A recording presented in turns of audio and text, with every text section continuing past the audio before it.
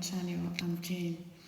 On today's episode, we'll be talking about negotiating rates, the money aspect, right? Yeah. As a freelancer, right, you're running your own business, your own boss.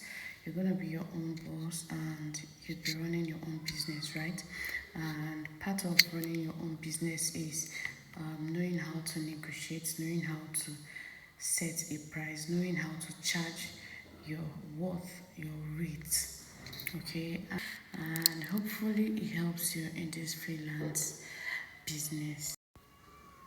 Okay, so it can be very tempting to charge low rates, right?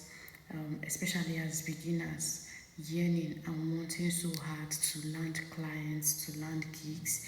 It can be very tempting to charge low rates, but just be careful because it burns you out. It stresses you financially. It makes most times you get a job at the end of the day and then you find out that you're doing more than you're being paid. Meanwhile, instead of focusing on charging high rates, I would advise it would be so nice and professional of you to focus on the skills you're going to deliver. Focus on delivering high quality skills. Focus on delivering proper quality skill, like better deliverables. Just to make sure it's going to be very, very important. So while you charge, they would know that you're worth what you charge. Not that you're going to overcharge, right? But you will charge based on what you do. And I'll be giving you tips and advices on how to go about this. Okay, so how do you determine a fair rate for your skill and your expertise, right? Number one is you would have to get into the industry of your profession, into the industry of your skill where you major in, the particular skill where you major in. Go into the industry and check for what others are charging. Check for what others are charging. Check for what professionals are charging. You, as a beginner, you might not charge exactly as the professionals are charging, but you would have an insight of what your price range should be, right? Checking the industries and getting to know what professionals and people in your industry charge is going to give you a better opportunity, a better stand, and a better insight on what your price range should be, right? Let's say you're working on Upwork, you want to land per hour job, hourly job. Um, you would have to check what professionals charge. Most professionals can charge from $10 and above, but you as a beginner, in as much as you're trying so hard to land gig to get your first client and land your first gig, at least you wouldn't have to, don't go and start charging like $2 or $3 for a job that is worth more than $5, right? But I would advise you at least start from $5. Yeah, professionals charge like $10, right? You as a beginner, yeah, in as much as you've practiced a lot, but working with your first clients doesn't make you a professional. Working with your first client doesn't make you professional. So you don't have to charge exactly as professionals do, right? But just know that as a beginner, your prices have to be very flexible. Your price range will differ, but it won't be exactly as high as professionals. Also, sometimes you might have to charge low depending on the project, on the client's budget, and the scope of the project. I hope I'm being clear here. So, when discussing rates with a potential client, you have to consider a lot of things.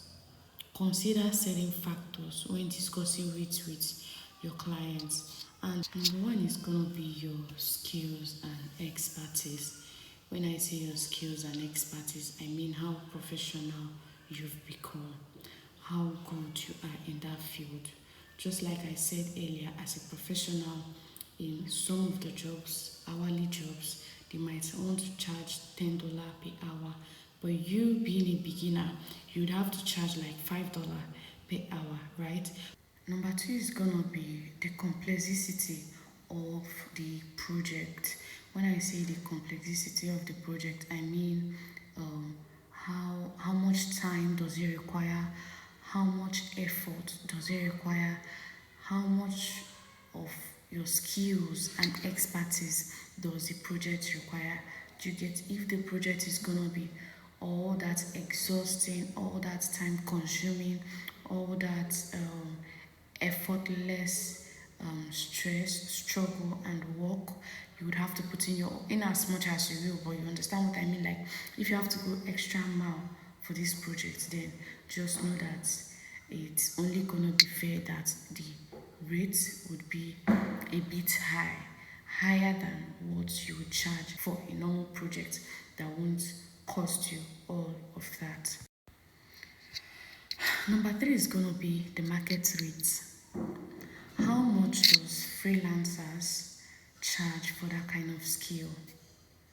How much do they charge?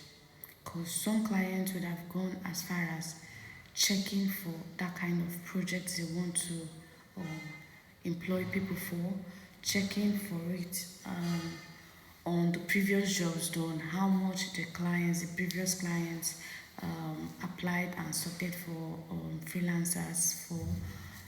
They need to check for how much within how much price range, like what the price range is like for the previous freelancers that worked, right?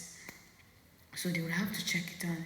You would have to also check the market rate in order not to go above what the market requires, above what others have done. So it doesn't look like you're greedy and remember that you're not the only one applying for this particular job, right? In a case where you apply that high and the client sees people that have charged low, also depending on the client's project. I'm not saying that a client will not hire you because your price range is high. Sometimes they do because they see you as a professional, right? But then you have to be very careful of the market rates so you don't charge way above or way below the market rates. Okay, so the last but not the least factor that I'll be talking about is the client's budget, right? You will just have to have in mind that in most cases you would have to work with a client's budget. Yeah, else the thing is below what you can take, what you can charge for that particular job. Or if it's something you can fairly accept, then it's all good because a client might have a budget of an estimated budget of let's say $50 for a particular project, and then you within yourself you feel like you want to charge, oh, this job is worth $75, this blah blah blah, this, you know, you would have to consider if this is something you can do. But if you check and see that it is way beyond what you want to do, then you can let go. Because in most cases, the client, having set that estimated budget, might not really want to add any other extra fee. So they would have to go with any freelancer that accepts what they have at hand. So you would learn to adjust your rate too, depending on the client's budget. Right? I think we are done with that. Okay, so done with the factors. The next thing I'll be talking about is when you're discussing with a potential client, just know your worth. Know your worth because it will help you know. Like I've been lamenting on this particular rate thing because that is what we are talking about on today's episode, right?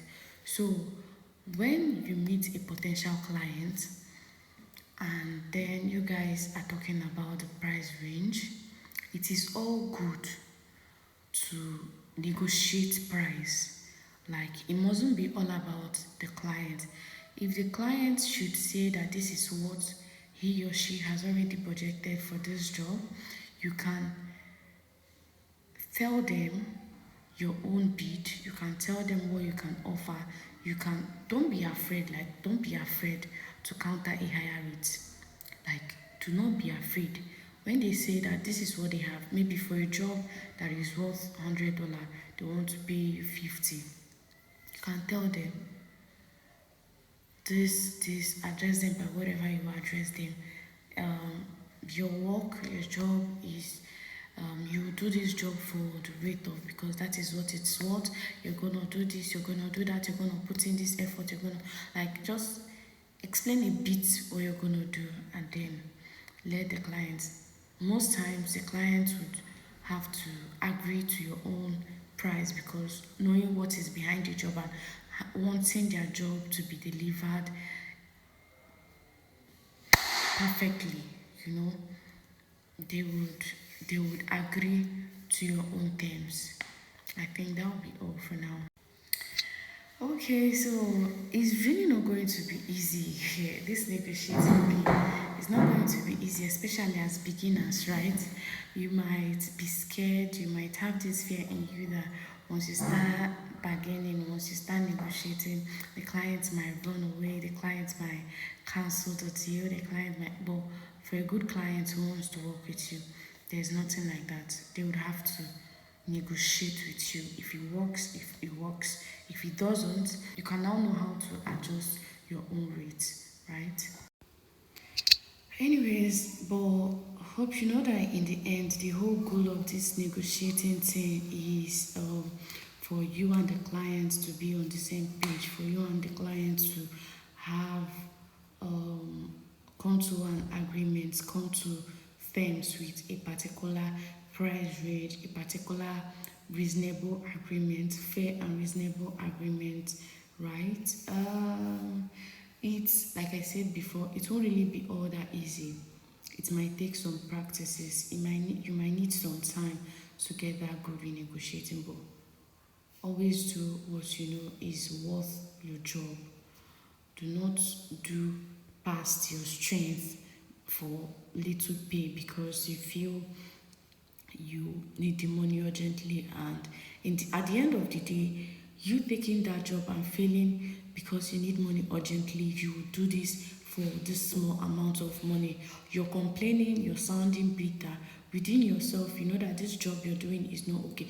You might not have all that clear heart and peaceful mind to do that job. You might do wrong in your job at the end of the day. You might end up doing something that is not worth the pay. And mind you, if a client should reject your job on Upwork, Upwork will have to refund the person. I hope you know. So whatever you're doing, you have to make sure that you and the client come to terms so that there will be a fair agreement. And you would be happy, the client will be happy. You would have the joy within you to work and deliver a perfect job. Okay, I think that'll be all. That'll be all for today. Thank you and see you again in my next video. Bye.